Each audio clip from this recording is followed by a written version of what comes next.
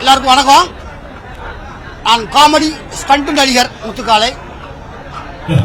இன்னைக்கு முதலாவது கேப்டனுடைய குரு பூஜையில் கலந்துக்கிறதுல ரொம்ப சந்தோஷம் சொல்றதா இல்லை வருத்தம் சொல்றதா என்னன்னு தெரியல. ஏன்னா அவருடைய மறைவு வந்து நம்ம எல்லாத்துக்குமே மிகப்பெரிய ஒரு இழப்பு. அது அரசியலாக இருக்கட்டும், சினிமாவாக இருக்கட்டும், இல்லை ஏழைகளுக்கான தொண்டு செய்வதில் நம்ம அந்த கூட்டத்தை பார்த்தாலே தெரியும். நான் பெருசாக சொல்ல வேண்டியதில்லை.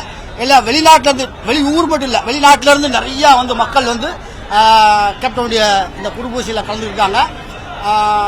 நேற்று தான் இது நடந்த சம்பவமாக இருக்குது. கிட்டத்தட்ட 1 வருஷம் ஆயிடுச்சு. அவருடைய மறைவு வந்து எங்களுக்கு மிகப்பெரிய இழப்பு. அதில் தனிப்பட்ட முறையில் எனக்கு சொல்லணும் அப்படின்னா, நான் வந்து 1986 சென்னைக்கு வந்தேன். பட் நிறையா படங்கள் கேப்டனுடைய படங்கள் ஷூட்டிங் பார்த்துருக்கேன். அதுலேயே குறிப்பாக கூலிக்காரன் பட்டியலாம் நான் வந்து அவர் ஷூட்டிங்கு அந்த வண்டியை எழுதிட்டு போகும்போது அவருடைய நேரடியாக பார்த்து ஒரு 10 ரூபா தாழ காமிச்சு கையெழுத்து போட சொன்னேன். ரூபா நோட்டில் கையெழுத்து போடுற தகுதி நமக்கு கிடையாது. அது போட வேண்டியது ரிசர்வ் பேங்க் கவர்னர். நம்ம அது மாதிரி கேட்காத அப்படிங்கிற அப்போவே எனக்கு எதாவது செய்யணுங்கிறத கரெக்டாக சொல்லி கொடுத்தாரு. அதுக்கப்புறம் அவருடைய படத்தில் நடிக்கக்கூடிய வாய்ப்பு எனக்கு வந்து தவசியில் ஒரு நல்ல மேட்ச் பண்ணேன். தவசி, நிறைஞ்ச மனசு, பேரரசு, சுதேசி, எங்கலாசான், சகாப்தம் வரைக்கும் நிறையா அவர் படத்தில் நடிக்கக்கூடிய வாய்ப்பு நிறையா கிடைச்சது. அது குறிப்பாக நிறைஞ்ச மனசு பேரரசில் ஒரு பெரிய கேரக்டர் எனக்கு கிடைச்சது. தாண்டி வந்து என்னுடைய ரிசப்ஷனுக்கு வந்து அவ்வளோ பெரிய கட்சி தொடங்கி 2005 வந்து மிகப்பெரிய பரபரப்பாக இருக்கிற சூழ்நிலை கூட என்னுடைய ரிசப்ஷனுக்கு வந்திருந்து ஒரு 1 மணி நேரம் என்னுடைய திருமணத்தை பற்றி வாழ்த்தி, நல்ல பையன் அப்படின்னு சொல்லி எல்லாம் வாழ்த்து பேசினாரு. அதை தாண்டி நான் வந்து ஸ்டண்ட் நடிகராக இருக்கேன். நான் ஒரு ஸ்டண்ட் நடிகர்.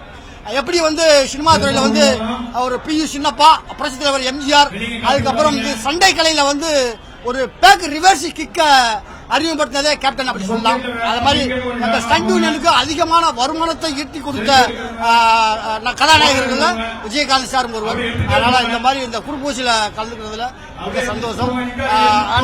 பேசுவார். அதை தாண்டி 10 மணிக்கு எங்க ஸ்டண்ட் யூனியன்ல இருந்து ஊர்வலமா வந்துட்டு இருக்காங்க. 10 மணிக்கு எல்லா ஸ்டண்ட் கலைஞர்களும் ஸ்டண்ட் மாஸ்டர் வந்துட்டு இருக்காங்க.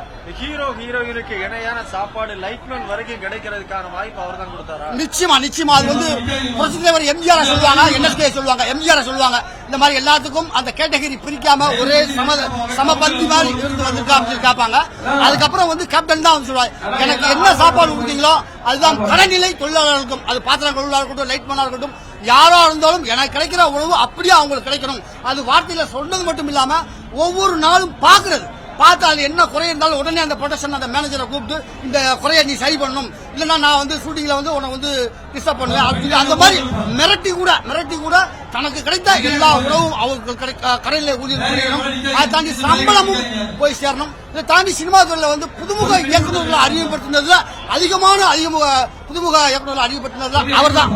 அந்த மாதிரி எல்லாமே சினிமா துறை மட்டும் இல்ல, பொதுமக்களுக்கும் சரி நிறைய உதவிகள். அவருடைய புகழ் இன்னைக்கு மட்டும் இல்ல, இன்னும் பல தலைமுறைகள் நீண்டு வருங்கிறது எந்த சந்தேகமும் இல்லை. எல்லோருக்கும் வணக்கம்.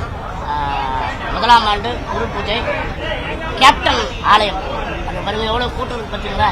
அதாவது வந்து அவர் மறைந்த அன்னைக்கு என்ன கூட்டம் இருந்ததோ அந்த அன்பு கூட ஒரு துளி கூட குறையாம விட வேற என்ன வேணும். அது என்ன சொல்றது, நம்ம முத்துக்கலன் சொன்ன மாதிரி சந்தோஷப்படுறதா இல்ல வருத்தப்படுறதா அப்படின்னு இருக்கிற ஒரு அன்பு.